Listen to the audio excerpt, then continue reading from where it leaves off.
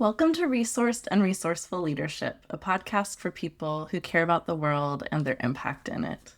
I'm your host, Dr. Christine Pettit. Thank you for listening in today. I am excited that you're here and excited to talk through a little bit about my coaching journey, or my coaching journey continued. In this case, talking about receiving coaching at this particular point in time. So in some ways, this is the part 2 to last week's episode about my journey to become a coach, but it's also a standalone episode about what I'm receiving coaching on right now and a little bit about that process and what inspired me to get some coaching support at this time. So I talked in the last episode about how I am a firm believer in coaching. I've benefited from it. So it's not just something I signed up for to do, but rather I intentionally saw the benefit of it and thought it was something that I would like to pursue as well. And so I have been certified for almost 6 years, and I have received coaching on and off for over 10 years, about 12 years, really. So there are periods where I've had an organization pay for a coach, periods where I've done coaching exchanges, and where I've paid for a coach out of pocket. Right now, I selected to pay for a coach out of pocket, in part because there's no organization. Well, my business is paying for it, but it's coming out of the collective, my business / my pocket. But I decided to do this because I was working with my coach, Dewey Schott, in a kind of group container, coaching supervision for social justice coaches. And part of it was just hearing him talk about the process that he goes through with his clients, or that his clients go through as they start coaching with him. I was like, "Ooh, I want to do that." And I did just feel like I could use some dedicated support right now. And I met Dewey initially in my coaching program. He was my mentor coach who would listen to recordings of my coaching sessions that I did specifically to offer coaching to someone, but also to demonstrate that I was learning and could apply the coaching skills that we were trained around. So Dewey was my mentor coach there, and then he's had supervision for social justice coaches for a while, and I finally signed up for it last spring and did it kind of summer through toward the end of the year last year, and it was just a really good group and process to be in, and I was feeling like I wanted some more one-on-one support, and I thought Dewey would be a great person to support me with that. But some of the things that he talked about in his process made me want to do that. And so there's a few things: the new client questionnaire, a place where I share goals and aspirations, and then a few activities around social location, social identities, and also values that are part of the kind of getting to know you process. So in this episode, I'm just going to talk through some of those things, like literally what the questions were, how I answered them, and what I'm focused on in coaching right now, and that process so far. We've done a brief check-in chemistry session to see if it made sense to do coaching at this time with one another. And then he does an hour and a half session at first, the discovery session, where we learn more about one another and set the foundation for coaching. And then we've had 2 sessions together so far. And A lot of times coaches, myself included, have a set package that we recommend that folks do. It's often 6 sessions. I found that I felt like 8 sessions just gave a little bit more spaciousness to unpack some goals that were concrete. And then I've had people who do their 8 sessions and wrap up. And I've also worked with people over years as well, sometimes for multiple years, or sometimes they'll wrap up coaching and then come back to it at a later time. And I think that it totally makes sense. It's the way things work for me. It's okay, cool. I'm good. Like, I've focused right now. I've built up some skills or some awareness around this. And now I'm going to go off and apply it into my life. And then something else comes up in my life that feels like coaching would be useful again. So anyway, that's a little bit about my process. So for the new client questionnaire, this was interesting because Dewey asked me to reflect on my peak experiences, to instances in life when I was operating at my highest and best, felt like things had come together and I was really in flow. And when I've done this with others, and so maybe, I don't know that I read the directions, like, it's not me like at my highest and best, but it's like a time where I just felt really good and like at ease and like things were in place in my life. So those are the kind of examples that I used. So the first one takes place at my Aunt Babs's house in the summer of 2003. And I'm sitting on the back porch where I'm living for the summer. There's a party happening. We're in Oregon, where I grew up, and we're eating salmon that was flown in from my aunt's roommate's boyfriend, who was fishing in Alaska. The salmon is cooked over the fire. I'm a vegetarian, but happy to partake, which ended up becoming an entryway into moving into being a full-fledged pescatarian. The next question is, what feelings do you remember having these moments? The feelings that I remember from that time were contentment, joy, peace, and connection. And he asked what's important about these moments, what made it special. Being with my aunt and seeing a way of living that's full of community, being outside in Oregon on a summer night, like my absolute favorite place and time of year, like together, and enjoying yummy food. So the second situation now is another food memory, and I say LOL. Being out to eat in high school, I was a cheerleader, and my team and I were at the old spaghetti factory in Portland. I think we had gone to see cheerleading, like a cheerleading competition. We weren't in it. We weren't like a highly competitive team by any means. We weren't a competitive team. But I think we went to the cheer competition together to watch it for inspiration.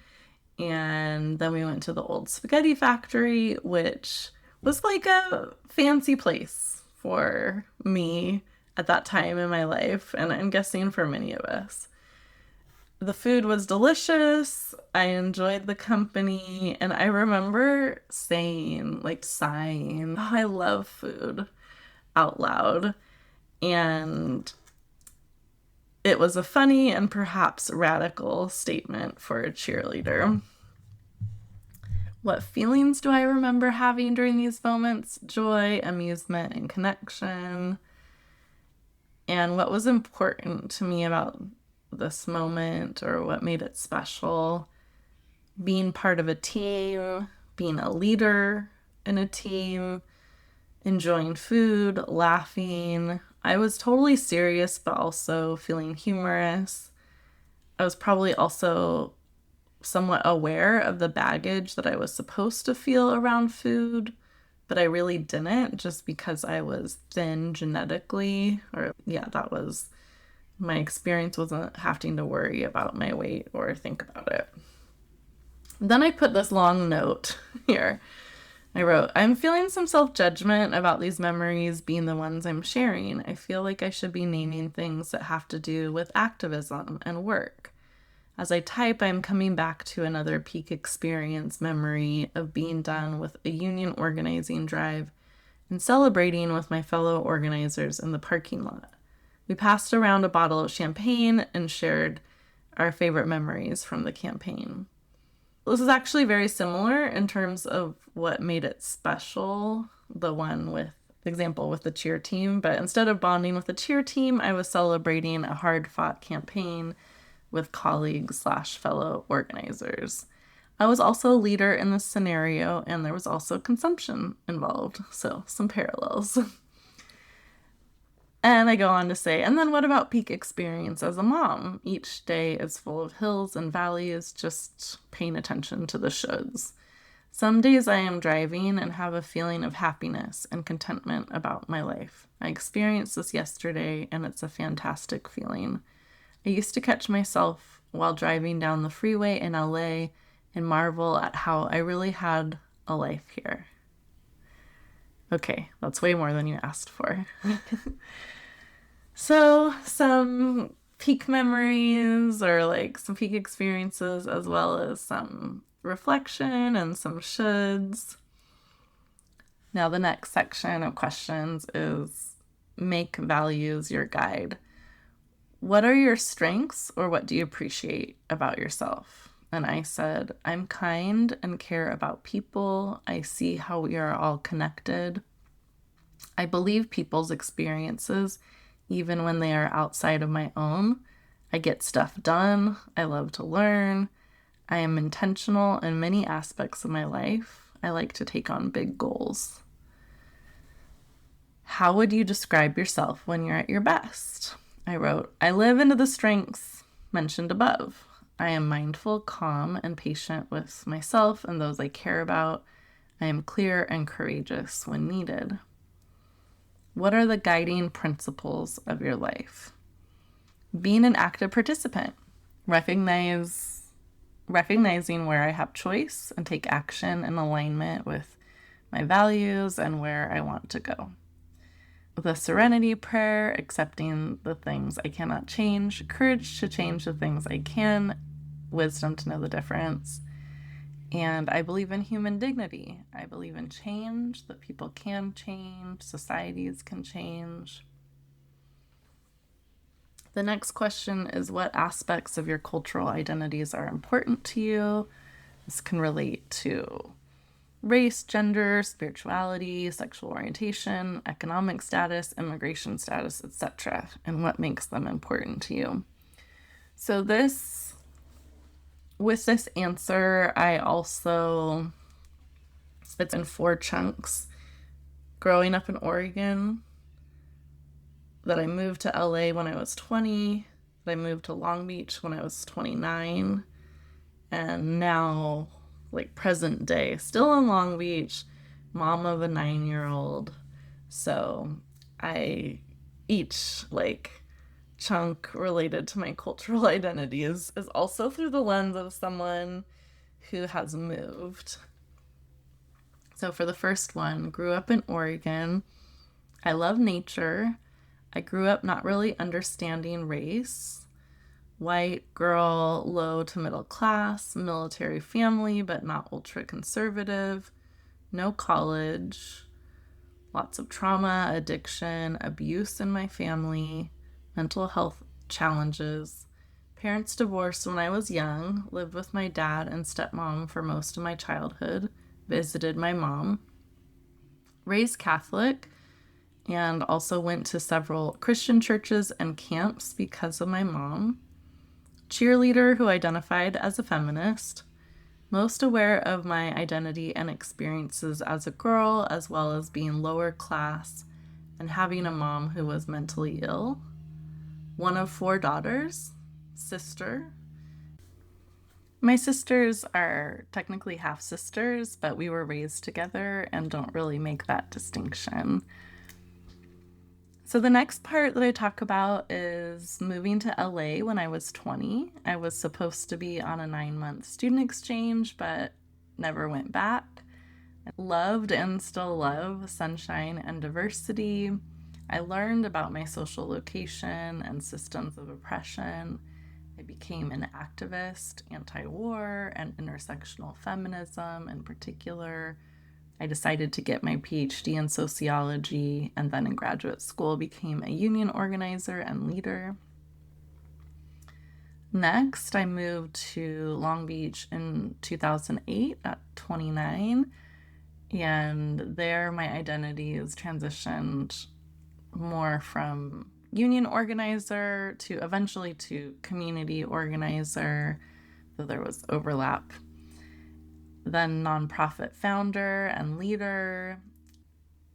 Also around that time, I started to learn more about engaged Buddhism and practicing in the tradition of Thich Nhat Hanh. And now I'm still in Long Beach. I'm the mom of a 9-year-old, a partner, friend, coach, and consultant. I still love nature. I'm still aware of my various identities. I'm still committed to social justice, though that looks different. I'm wary of more radical than thou kind of politics. That happened a long time ago. It was something I saw really in graduate school. And I'm also very wary of cancellations that treat people like trash, practices in our community that throw people away. I am working on finding my voice and my place, still like in Long Beach and social justice and business, as a mom, as a friend. I still resonate with Christianity at its most basic level, as well as some of the traditions that I grew up with and Catholicism and engaged Buddhist practices. And if there's anything I practice more, it's Buddhism and those practices related to mindfulness. But the aspects of Christianity and like what Jesus said and those values are still very much values that I am connected to. I just don't like the way that Christianity is used. And another part of my identity that I wrote about here is that I have identified as a writer since I was in 4th grade at least. The next section is pare down and simplify. First question is, how would you describe your relationship with boundaries? I wrote, I might set them for myself, but I'm not great at communicating them. And I'm currently exploring what boundaries, if needed, or if any, I need in place with someone in my family right now. What commitments do you need to adjust, either to reduce or reaffirm? Reaffirm my commitment to developing my voice, my work, and my life. Reducing inclination to overwork and to say yes without really thinking through the impact. What pulls you away from being present to yourself, your loved ones, your community? Overwork, social media, and doing too much at once. So the next questions are around spaces of belonging. What communities are you part of that feel affirming and supportive? My friends, and I also called out the Fancy Mondays, which are part of my friend group, the Coaching for Healing, Justice, and Liberation reunions. I enjoyed supervision with you, Dewey, and now part of a community with someone else we know called The Everyday Artist, one that I've talked about a few times in this podcast. And then what communities do you want to be more rooted in? Just exploring my role in Long Beach and also at my daughter's school. The next set of questions is around pleasure and creativity. What gives you pleasure?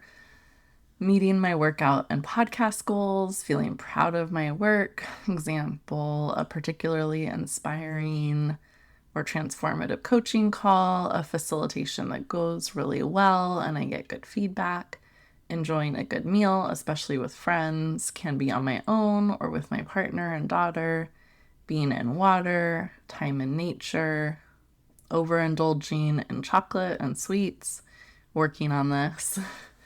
What creative practices give you life? Living life and parenting creatively, supporting others through coaching and generative conversations. I think podcasting is giving me life, and I would like to feel like writing is. The occasional craft. I don't know if I just stopped there or what, but I guess the occasional craft also gives me life. How do you feed your spirit? Talk to one of my besties, spend time in water, walk in nature, engage in mindfulness practices, connect with groups who are doing good work that I care about and support them by donating or promoting, singing, learning new things that are interesting to me. And then on healing my wounds, what behaviors, beliefs, or patterns hold you back, stop or block you? Scrolling social media, staying up too late, maybe binge watching a TV show, not eating nourishing foods. What tends to trigger your defense mechanisms? I put my partner or daughter being critical of me. And I think just in general, like feeling like I'm not good enough, whether that is stated or not stated, is something that triggers me. Though I guess maybe that is the result of the trigger. Yeah, but being in a situation where maybe I'm comparing myself up to some ideal of how I should be.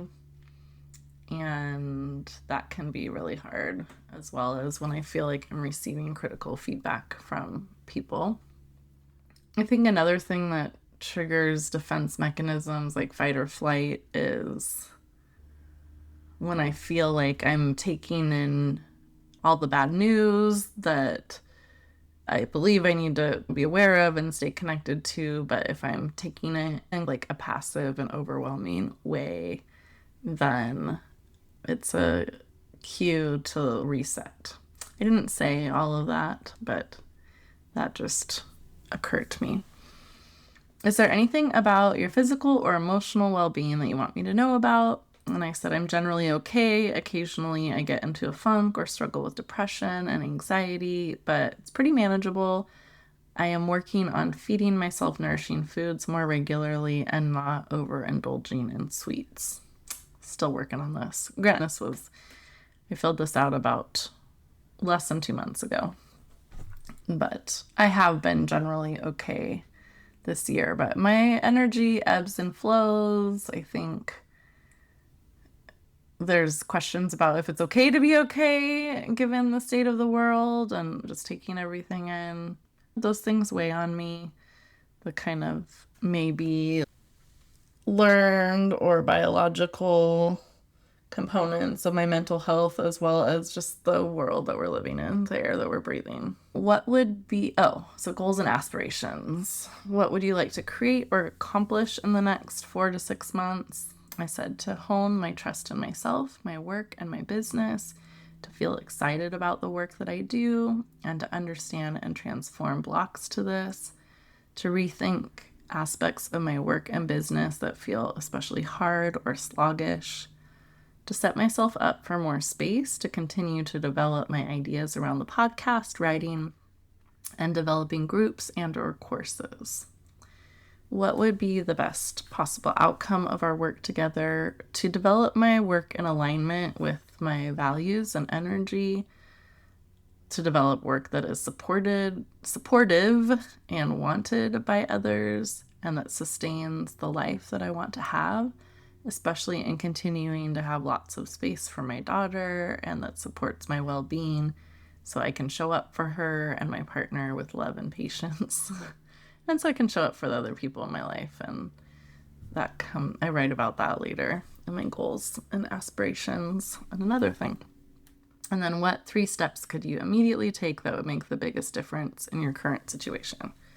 So number 1, getting support, yay, for coaching with you or coaching with Dewey. 2, integrate mindfulness into my life more regularly. And then number 2 again, but really 3, come up with a regular schedule for getting nutritious food and probably something about a regular bedtime. Definitely, it's good to revisit these because I don't think I've been intentional about integrating mindfulness into my life more regularly. And I am becoming more intentional about nutritious food. It's very slow going, lots of stops and starts, something you'll probably hear me talk about however long I record this podcast. I imagine that just trying to feed myself will be a theme for a while. So that was the first kind of questionnaire to fill out, and it's definitely more extensive than the one I use with my clients. And it was really worthwhile to go through, and it's nice. I'm glad I'm giving myself the space to reflect on it right now. I had a few things come up as I've been recording this, and one is just around those peak experiences and me naming, I feel like I should have something around parenting. And I just want to say, I think that I don't have that right now because I'm so in the thick of it, but I am just affirming to myself how important being a parent is and how much I love my daughter. And I hope that comes through in me dedicating this podcast to her and in my interviews with her and other things that I share. So there's that. And then the other thing that has come up with me is this part of me that's, Christine, this is a little self-indulgent, or maybe a lot self-indulgent. You're just like sitting here talking about yourself and all these, like what you're working on. And so I hear that part. And I also am reminded of the permission I gave myself when I started this podcast to say, if each episode only benefits one person, even if that's me, that is a victory. And so I hope, dear listener, that you are getting something out of this podcast and it's supportive of you in some way. And I'm also affirming just what I said. This is actually really helpful for me to go through and remind myself what I wrote and talk through it. So thank you for listening and being part of the journey and not judging me too harshly. Or if you do, whatever. That's for you to figure out.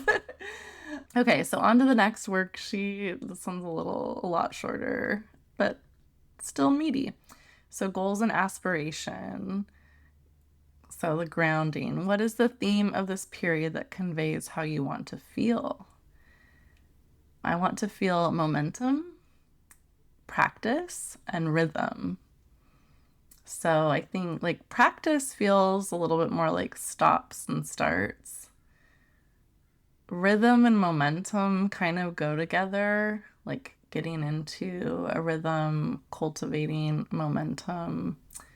So that's how I want to feel. It's okay to practice. It's okay to have some stops and starts, but I want to feel the rhythm and I want to build momentum. Which of your values will most support your coaching goals? I wrote creativity and the desire to connect. So goal number 1, be as concrete as possible. What does this goal look like in practice? So my goal is to set myself up for more space to continue to share through the podcast, writing, and developing groups and/or courses. What this looks like in practice, regular time to create, enough work and income to allow me to focus on the things I am building. And I wrote 10 to 15 hours of work for clients, 15 hours of my own creative work. It's a pretty low count when it comes to work, so I'm just noting that.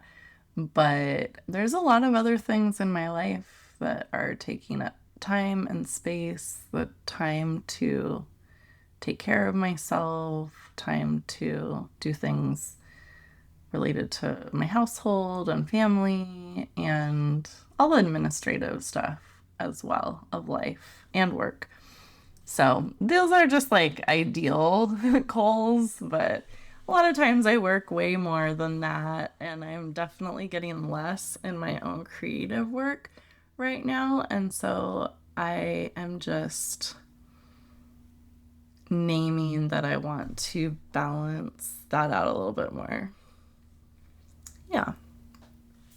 It would also look like creating offerings that are in alignment with my values and that there's some sort of demand for. Not all of this needs to be monetized. I'm interested in informal gatherings, which I have at least hosted one so far this year, space for community, writing a book. And writing a book, from what I've heard, is not very lucrative overall, but it can be an important piece of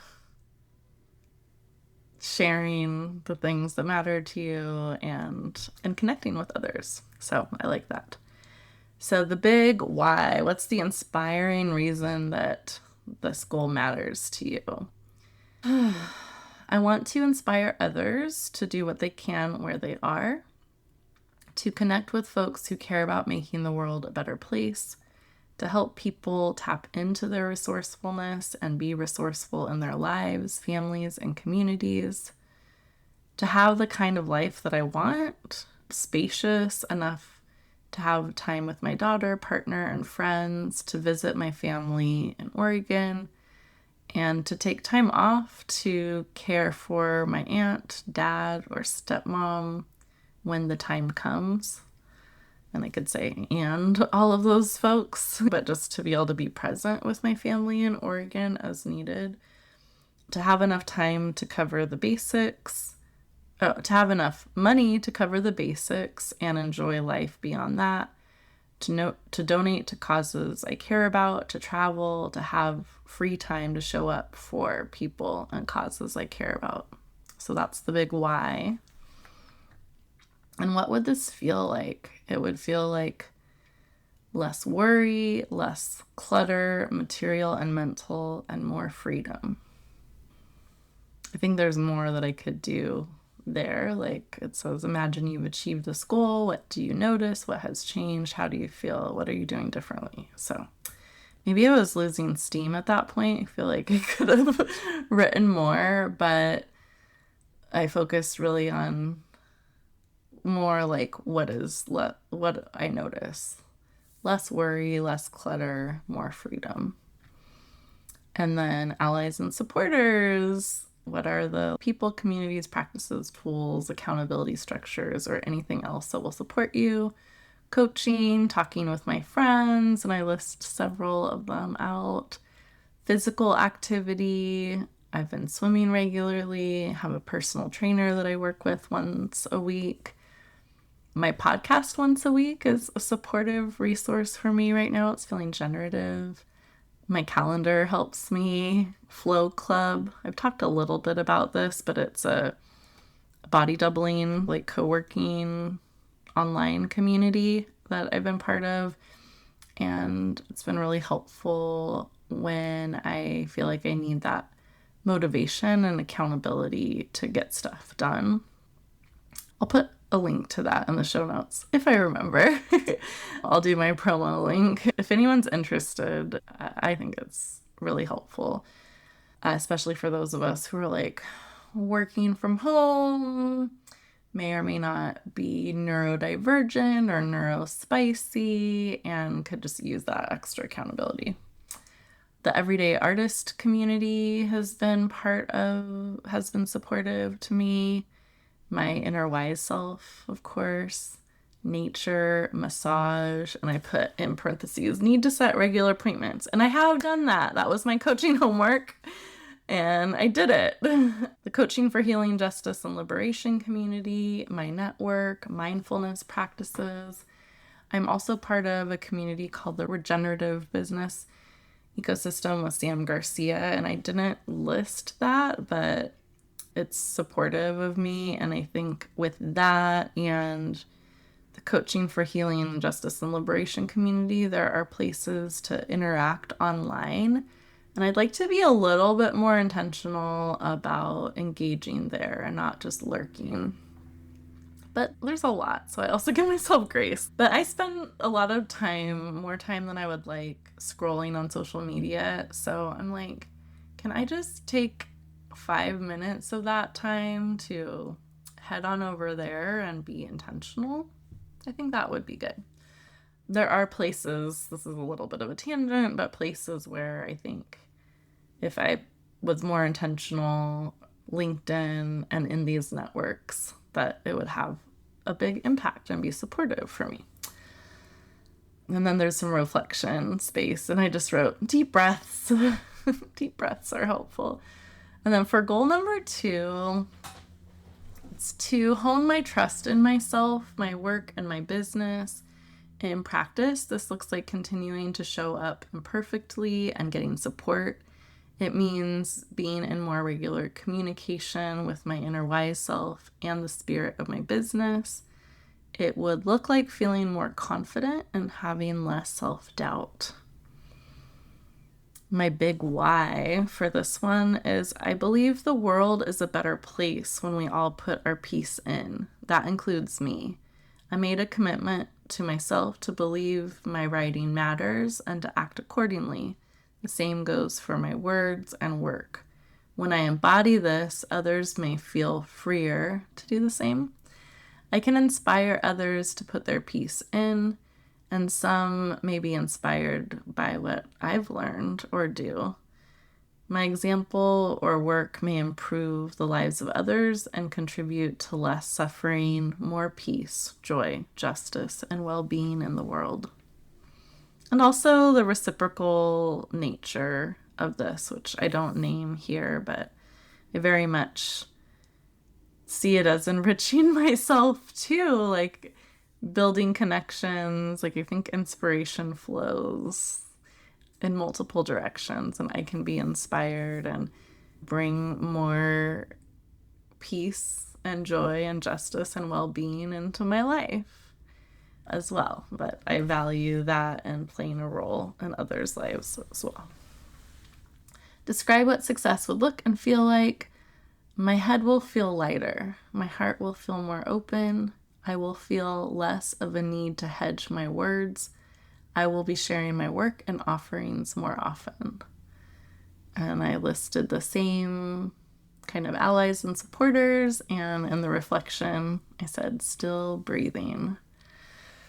Oh, so yeah, it has been good to look at this again and thinking about like, how can I keep this more present just so I can return to my goals and what they are for coaching.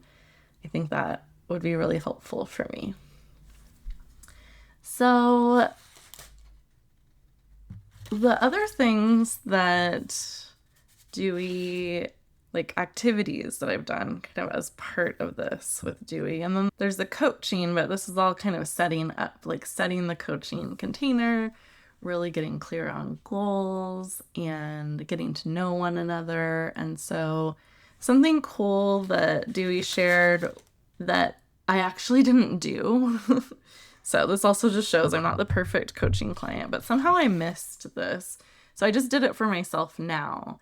But he shares a social location profile. Looks like it's adapted from the program on intergroup communications at the University of Michigan Dialogue Project.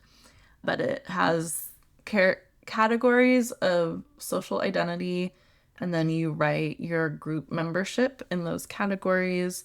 And then there are boxes to say most aware of this, you think about least, the strongest effect on how you see yourself, you have the earliest memories of, and affects your decision making.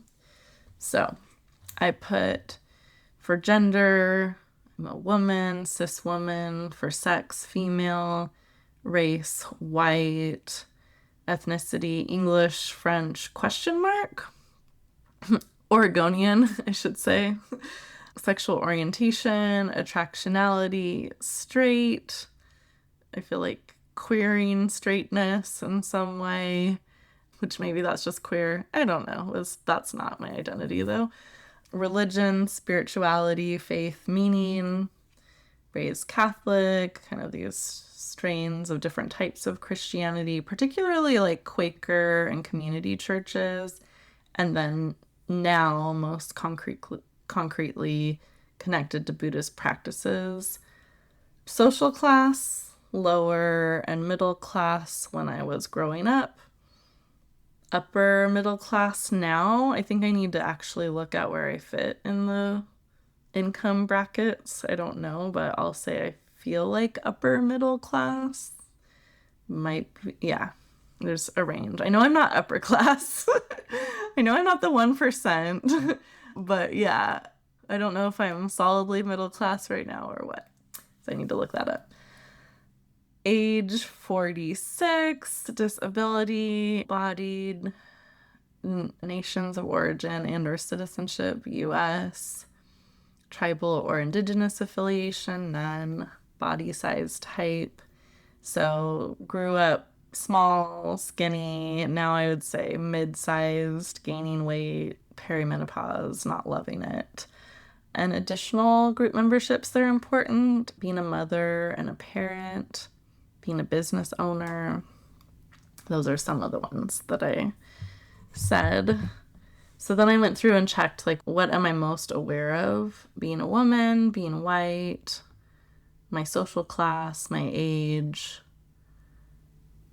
my citizenship, my body size and type, and my identities around being a mother, parent, and business owner. What I think about the least, ethnicity. I probably take a lot for granted in terms of ability as well. Maybe I don't think, because I'm not actively doing my practices, maybe I don't think about religion and spirituality as much. I had originally only marked off ethnicity, but thinking about that now. The ones that affect my decision making right now, I'm not going to go through all of these categories, but I'll just say affects my decision making right now. I said probably, I think about things that like either constrain or like that I am more conscious of day to day. I think all of my like gender, race, those things definitely are present, but social class, even though I don't think about it, my ability probably or disability probably impacts my decision making. The fact that I'm a US citizen is definitely impacts how I see myself right now. Although I guess that's a different category, but it definitely impacts my decision making, and probably front and center is being a parent. Probably number one thing that impacts my decision making right now is being a parent and a partner, and then somebody who works for themselves right now.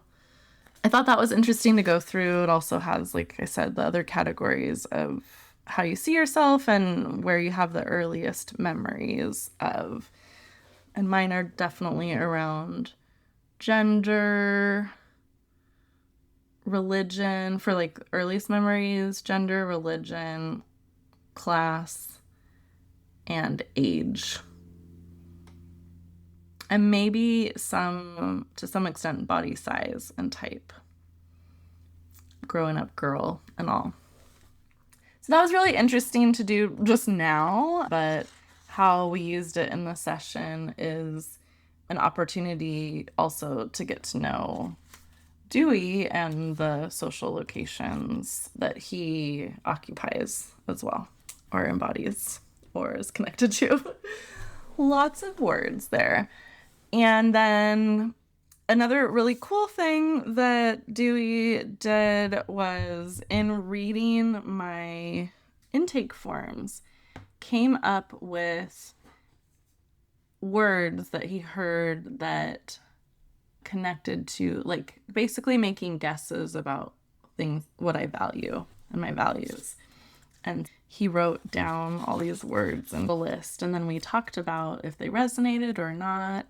And then he had a grouping assignment for me. Change, I'm just going to share the words that he said. Change, equanimity, adaptability, amusement, peace, community, connection, contentment, challenge, kindness, yummy, appreciation, celebration, cozy, around the fire, dignity, awareness, joy, nature, acceptance, clarity, learning, collaboration, teamwork, leadership, voice/expression, family, and intentionality. So it's really cool to hear those words like shared back with me. Some words I actually used, and some words or values he inferred based on what I said. I think my favorite ones right now are yummy, around the fire, and joy. Around the fire is just like, when I think about my happy place, it's like sitting around a campfire or a backyard fire with some friends. It's the evening, it's cool but warm enough. Maybe we're camping, maybe maybe we're in a backyard, but it's like a special place. The way people look with the fire, the way you feel. Maybe you have a beverage, maybe you have some food, but to me, it feels relaxed, connective. It's the kind of social that I like to be, like that smaller group, more intimate. So I love that. And something that was really cool about that example is I was getting some coaching in the supervision about like how I close out my coaching sessions, and how sometimes I just want to feel more intentional about it, but not force it or be like overly prescriptive. And so this around the fire was offered to me by Dewey as a potential metaphor for how I think about closing out those sessions, and just that visual of us being around the fire and that connectedness and appreciation and the intimacy there. So I like that visual. And I just love that yummy and joy are part of the mix, because I've been on this journey over the last few years to integrate play into my life and just to loosen up and feel more joyful. And so having these words there made me smile. What I did with the values, with that guidance from my coach, is to lay out. So then he's so thoughtful and sends these note cards, index cards with one word per card, along with a notebook. So he sent those to me in the mail, in the real mail.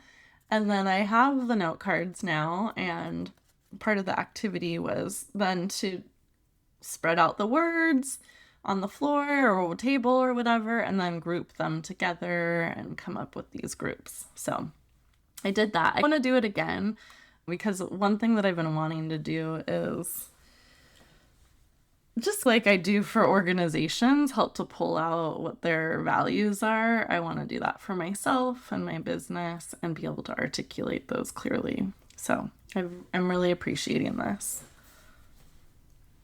So at this point in mid-March, I've now had the 1.5 hour session, that kind of initial discovery session, as well as 2 other coaching sessions. And already I'm really feeling like the time is impactful and supportive. think I started saying, but maybe lost that thread, was that some coaches, myself included, have specific, like a number of sessions that you sign up for initially. And at this time, Dewey doesn't, but has said maybe I'm exploring this. So anyway, for me as a coachee, what that means is I'm figuring out what that looks like in terms of how many sessions I want to do, and have in my mind like that I may treat it like a traditional coaching engagement where it's 6 to 8 sessions. But I do have this ongoing relationship with my coach, so I know that I could have him as a resource in the future as well. So we shall see. Perhaps I will update you on that in the future. But for now, I am okay. This has gone longer than I expected, and my voice is getting a little bit tired, and your ears are probably like, hey, it's time to move on. If you are still with me, thank you so much for listening in today. I have 2 questions for you to consider. One is, what is a goal or aspiration that you have in your life right now? And number 2, what is one tiny thing you could do to help move you closer to that goal? And maybe question 2A is, what support is there for you? So as always, I really appreciate you being here. And if you want to hear more of the Resourced and Resourceful Leadership podcast, please follow or subscribe to the show wherever you like to listen to or watch your podcasts.